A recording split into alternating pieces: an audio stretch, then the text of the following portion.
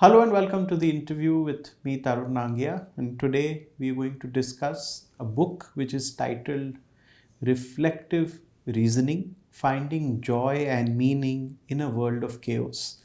If you can see, this is the book, it's in my hand. And you can see the name of the author, it is Ravi Kumar Choklingam. And to talk about him, he is a psychiatrist and a public health scholar working for the which is the US Department of Veteran Affairs. And he has authored this book. We're going to talk to him what is this book all about, what are the challenges of mental health in a country like India, and how do we go on from here. And also we'll try to understand this subject from him a little more than what we know now. Good to see you. Many Hello. Congratulations. Thank you. And thank you for your time. Thank you so much. Pleasure to be here. At the outset, if we see the title of your book again, I'm holding it up for my viewers. Finding Joy and Meaning in a World of Chaos. This is a thought after line. Can you speak about a minute about this? Sure. I think the name reflective reasoning itself is something that you would find as a recurrent theme in the book, because this book really is nudging the reader to internally reflect more. It is something that I feel we could do a lot more than we do right now. And again, I feel a lot of the answers that we seek in the world is lying within us. And in the fast-paced world that we are living in, where we are almost incentivized for speed, and we feel like we are always out of time, this whole notion of slowing down. And I give this metaphor of, imagine you're running inside a moving train, trying to look outside to appreciate the beauty that is outside is close to impossible. And the only way to do that is to slow down, or even sit still for a few minutes to kind of explore and rejoice the world around you. That's sort of the notion that I had when I started writing. I also want to quote Ernest Hemingway, who said that life breaks everyone into many pieces, but some are stronger at the broken parts. It is something that stuck with me when I started writing this book, where how can we find joy despite the predicament we are in? Because joy to me is unconditional. Happiness is usually attributed to a state of being, whether I have a job that I want or a car that I have, but joy is largely unconditional. And how can we pursue joy as a goal and find meaning in what we do, so that when we leave behind this world, we leave it at a better place than we found it, despite all the chaos and the predicament we are in. That's sort of the overarching idea behind writing this book. So I in fact saw that there are interestingly titled chapters, and all chapters are, a couple of pages long, which is, titled like Healing to the Core. I see Purposeful, Problems, Identity. Now, let me take the largest common denominator in India, the youth of India. Correct. I'm talking of people between the ages of 25 and 45. This is the ages where India has a lot of single people, men and women who are not married. And in the end, settling down itself is a very tough proposition for them. What are the changes that occur in these years, and what kind of stress people who are making a career and settling down both go through? If you can share a few anecdotes or few insights with us on this. Sure. I mean, I think one of the things that I will start off talking about is identity, because since that's one of the chapters. So identity is something that we form very early in our life. It is what really formalizes a sense of self. In fact, Erik Erikson, who kind of coined the different stages of psychosexual or development, has something called identity versus role confusion as one of the phases between around age 12 and 20 years of age. That's when everyone forms a strong sense of self.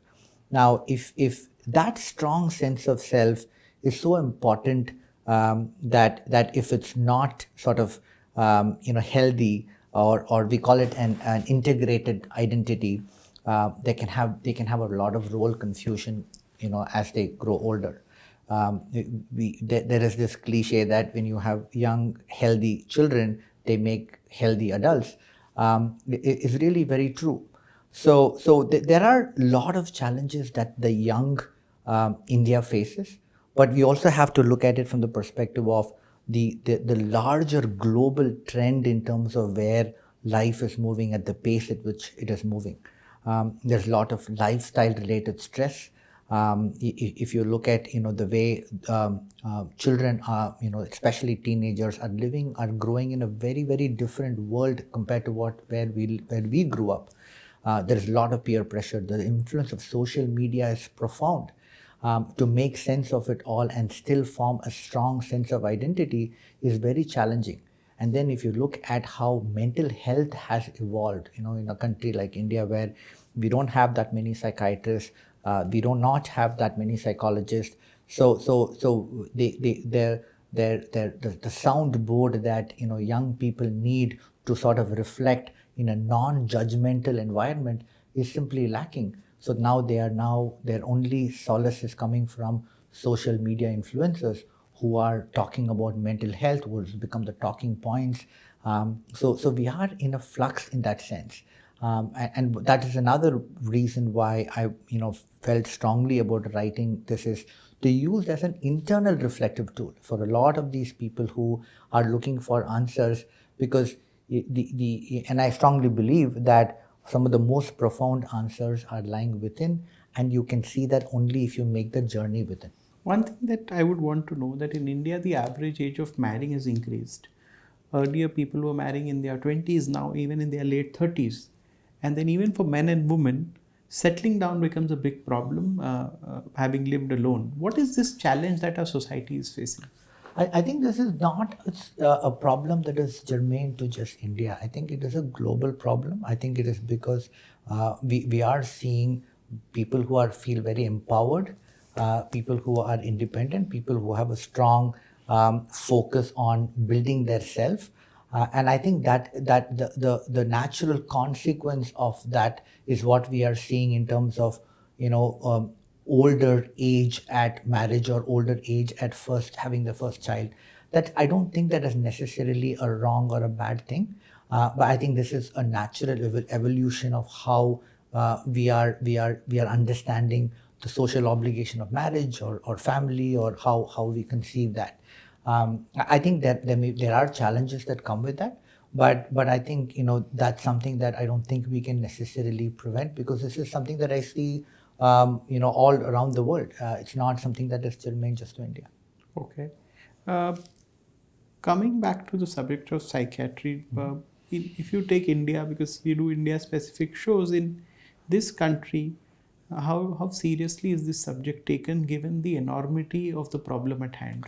Great question, and I think this is something that because I'm both trained in India and the US, so I have a perspective when it comes to where things are in terms of mental health. I know we have about 6,000 to 7,000 psychiatrists for 1.5 billion people, and if you look at WHO's recommendations in terms of doctor to patient ratio, we are really in a terrible shape. I think we are about 0.75 for 100,000 people. And this comes down to training programs, how many postgraduate psychiatry positions we have within medical schools. But even if we were to magically double that number, we are still looking at several years before we can address the human resource gap. Now, the world around one of the ways to address the gap is to improve capacity within primary care, right? So we have a lot of primary care physicians, and to improve the capacity of them to take care of common mental disorders is one way to go. Because like you said, we have a lot of young people in this country. The burden of mental health is consistently growing up. We have a big problem of suicide. I think it's a suicidal capital of the world. So we clearly need to redirect some of our attention to how mental health care is delivered, both at an academic level and also the kind of access that we are giving to them in terms of within schools, within institutions, within organizations, because that's something that we commonly see in the US, where a student always has access to a psychologist through student health services. And I think that is something that we need to at some point mandate within larger institutions, where young people or employees have access to some amount of mental health care. Okay. Now, coming to a couple of chapters that you've authored in this book, if I would like to take this chapter by chapter, you have a chapter titled Joy. There is a chapter titled Pain. There is a chapter titled, if I'm pronouncing it right, Kintsugi. Kintsugi. Yeah. We can talk about Kintsugi because it's one of my favorite chapters too. It comes from this Eastern philosophy called Wabi Sabi, Okay. where the goal is to embrace imperfections in life. So we are all sort of made imperfectly, and to be less judgmental about ourselves, to embrace our imperfections, is really the concept of Wabi Sabi. And Kintsugi basically means golden joinery. So what they used to do is, when ceramic pots they break, they use gold powder to join the ceramic and make unique pieces of art. Yes. So what happens after that? The piece of the ceramic, after it's been joined by gold or silver, becomes such classical, unique pieces of art, much better looking than how they looked before they broke. So, and that sort of is the concept of Kintsugi or Wabi Sabi, where I would like every reader to consider themselves to be a work of art in the process. I also give the metaphor of a sculpture, like how a sculpture would take a piece of rock and then chisel away at things that they don't need. You never start with a finishing piece of art. You end with a finishing piece of art, or a finished piece of art. Like how they chisel away at things that they don't need, we can also, through life, through exploration, through internal reflection, chisel away at the things that we don't need, which is something that I would have referenced in the chapter, Fill Your Bags Wisely. So you unpack, you declutter your mind, because the more you fill your cognitive space with noise, you are unable to hear the sound of music. Now, very interestingly, you put that. There's one chapter titled "Keep Less for More." Could you reflect, share? So I think this is there is considerable evidence to say that there is a relationship between your cognitive space, stress, and time. Can you explain that? Yeah. So your cognitive space is something where, let's say you wake up on a Saturday morning and you have about 8 to-do things that you suddenly looking at those 8 things, you feel pretty overwhelmed that, oh, I have no time, because that's our immediate reference to time is always in conjunction with things that have to be done. And now when you have a lot of things to do, there is this illusion of time that suddenly seems very short, and this adds to a considerable amount of stress. Now, one way to address that is to minimize your cognitive space, to declutter your mind and prioritize, okay, I'm going to do these 2 things that are most important today, and I'm going to do the other 2 once these 2 are taken care of. And suddenly you're decluttering that cognitive space. Instead of 8 things there, you have 2 things that you find to be of high value. And then you suddenly have the illusion of time changes, because now you feel like you have more time to address them. And as a result of that, your level of stress comes down significantly. There's a chapter titled Respect. What is it about? I think, I reference relationships to it, because for a very long time, I think we've been told that love is all you need, right? In relationships, we often talk about all you need is love, and we this sort of, and we constantly hear this throughout in across the board. But I've always, and from my experience being as a psychiatrist and talking to people, the 2 most important aspects of a relationship, other than love, is respect and wisdom or knowledge, because I feel that to be the most the foundational aspect of every relationship is respect.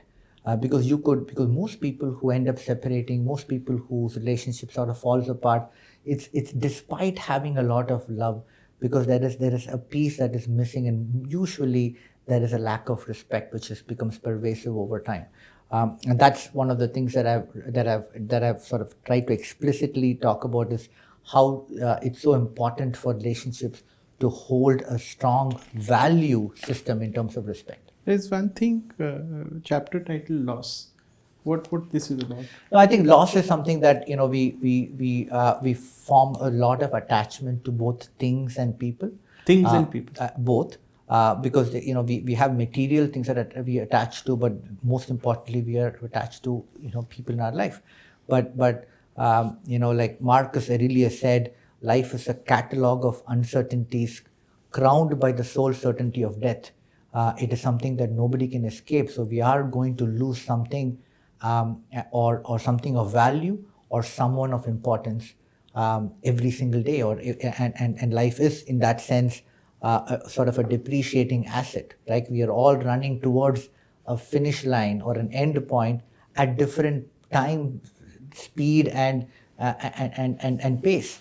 So to make sense of that, to understand that is something that we don't control, so that we make the best of what we have. When we get to that point, when we look back, you look at a life well lived. Point well taken. Contemplative silence is an interesting title to a chapter. Yeah, I'm glad you asked that. So contemplative silence, I talk about boredom a lot in that in that chapter.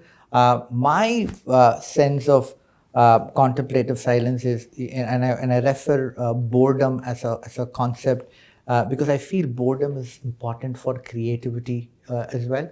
It is something that I don't see a lot in today's world, because we are so quick. We want to even young children. If you look at today's young kid who has about 4 devices, 5 video games, and there is so much of infusion of activity throughout the day that you would rarely see a young kid sit in a corner and look out the window and dream of a world that he or she could create. And I think that sort of is my mental imagery behind writing that chapter, is how can we practice some amount of contemplative silence, so that you let your thoughts wander, where you can dream, where you could focus, where you could become more self-aware. Overthinking is something that immediately follows this chapter. If you could speak on that a bit. So overthinking is, I think we all do it. I think we are all a little guilty of overthinking. There are times when you're laying in bed, not able to shut your mind off. I think many people who I've talked to over the years have trouble sleeping because they say that they can't shut their mind off. And I talk about mindfulness there, becoming more self-aware. And the metaphor or the analogy I give is, imagine yourself looking at an hose pipe, a garden hose pipe, where the water is flowing freely, and let your thoughts sort of wander without you forming a judgment behind every thought, so that you're not running with the thought, but you're letting it flow. And when you do that, you become more self-aware, and that state of non-judgmental awareness is what we call as mindfulness. And a lot of people who practice meditation have realized that, where they could be in the middle of a storm, but they will still have a sense of calmness and stability around it. Very interesting you put it that way. There is something called a title, interesting title, Soulmates. What is this about? Great question. So I think soulmates, when I wrote it, there is a lot of emphasis on, marital relationships. When we talk about relationships, we talk about marital relationships a lot, but I feel there is a lot of value in a lot of dyadic relationships that we have in our life. You could have a best friend who you could go for a walk with, and in that space, that person could be a soulmate, or could be a very important cog in the wheel of your life. You could have some very important critical dyadic relationships.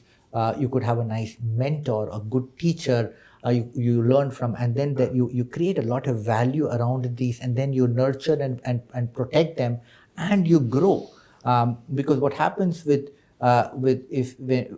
many relationships over time is they replace a lot of these dyadic relationships over time, where there is one person is now overburdened with being a friend, being a partner, being a mother, being a sibling, and that becomes untenable over a period of time. Because it's great relationships thrive when you are able to individually grow with the space that you have, and then come together at important points of union. So when you have these dyadic relationships of meaning, and again, we have to be careful in terms of how we define it. When I say dyadic relationships, I mean like a bookmate. You could have somebody who you talk about books. You could have someone who you could go for a walk with, but you don't want to not pay attention to these important pieces, because this makes you complete. Okay, point very well taken. Words is a chapter which says what is words? So words is what I talk about in that chapter is it is one of the most important pieces of armory in our communication, though they often let us down. Because when you look at conversations, people use words to defend themselves. Most arguments, they say that at the end of the argument, you are more convinced you are right.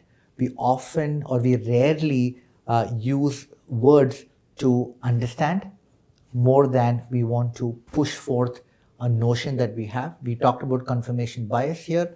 So I think this is where I'm nudging the reader to hold back on opinion, be less judgmental, because opinion has the lowest form of evidence.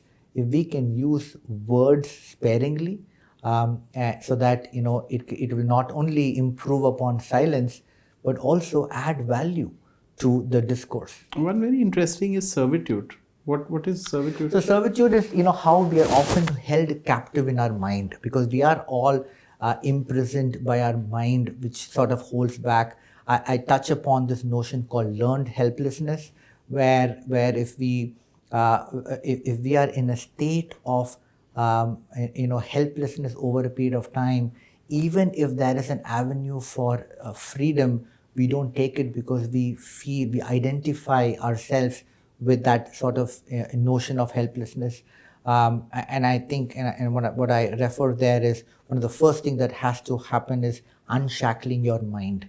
We have to feel free before we can actually exercise our freedom. There's one very interesting chapter which is titled Distance in Relationship in your book, which a lot of youth may be interested to know about. Yes, in fact, my nephew, who is one of my favorite people in this world, that's his favorite chapter, and he was talking to me about it the other day.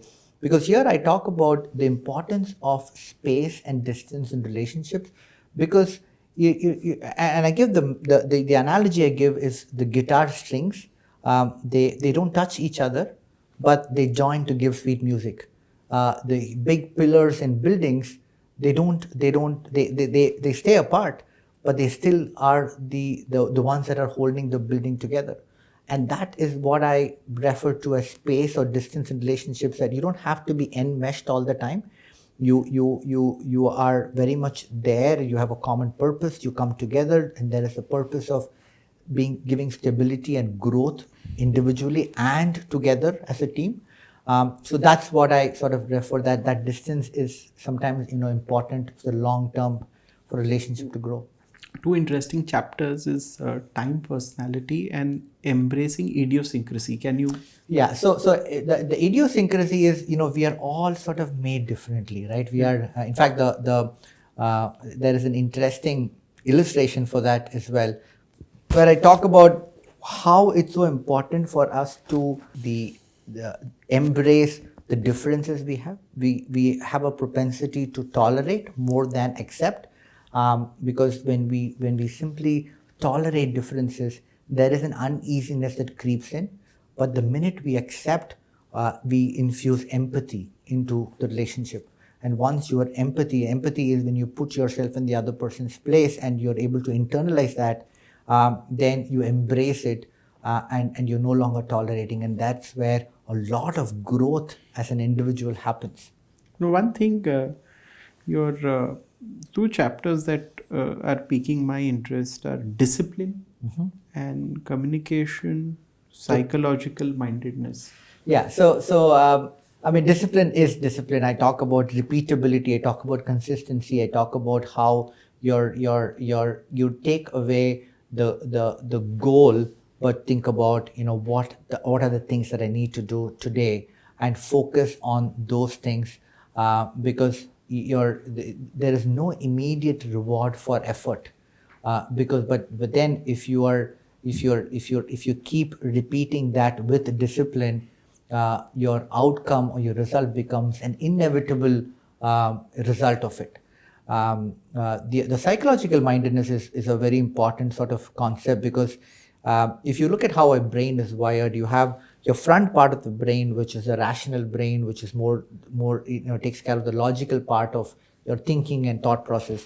And then there is the primitive part of your brain, which we call as amygdala, where it's a fight or flight brain, right? It is very active when you're angry, when you're anxious, when you're all charged and riled up.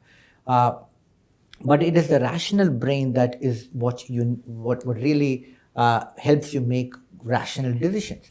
Now, every time you find yourself to be angry or agitated or anxious, the front part of the brain, the rational brain, gets hijacked, and the primitive brain sort of takes over, right? Now, psychological mindedness is this notion that how can I improve my sense of self-awareness, so that I prevent this hijacking from happening, so that I have a lot of control in my rational brain, so I'm able to make logical decisions. MS Dhoni is a great example of this. We often talk about him taking much better decisions in times of crisis. That really comes down to the ability to absorb pressure and able to take better decisions at the height of crisis, and what separates someone with psychological mindedness and someone who doesn't. One last chapter that I wish to discuss is internal dialogue. What is this about? Yeah, so one of the initial overarching themes that I was talking about is the most profound conversations that we have should be within, and the most important journey is inward. That internal dialogue is a narrative of our mind. Think of, I think most people would understand this metaphor, that we all have an operating system in our brain. The operating system is our core beliefs. Now, this core belief forms a narrative of who we are, what the world around us over time, and it keeps reinforcing as you live. Now, this internal dialogue is like this internal chatter, is this narrative that keeps telling you, and every experience of yours it's getting reinforced in some form or shape. And if you go to a skilled cognitive behavioral therapist, one of the things that they will do is change how you think, to change how you feel, to change what you do. So this internal dialogue becomes a very, very important component of you understanding yourself and you placing yourself in the context of the world. So paying attention to that, and understanding what that narrative is, and sometimes identifying that this narrative needs to be tweaked a little. And that happens only if you internally reflect. You question, is there a different way to think about it? The way I've conceived this notion or this perspective I carry, is there a different way to think about it? Is there an alternate explanation to what I'm thinking? When you question that, when you have an introspective view of yourself, great progress can happen from there. Yeah, it was a pleasure talking to you today on this program. In fact, we would like to do a much detailed show with you on detailed issues that a lot of people are facing in India all over. And I think it will be an enjoyable experience. This was pretty enlightening for all of us. And for all you viewers, if you want to know more about this is the title of the book, Reflective Reasoning, Finding Joy and Meaning in a World of Chaos. Go and pick up your copy. Thank you for your time. And thank you for joining us today. Such a pleasure. Thanks a lot. Thank you.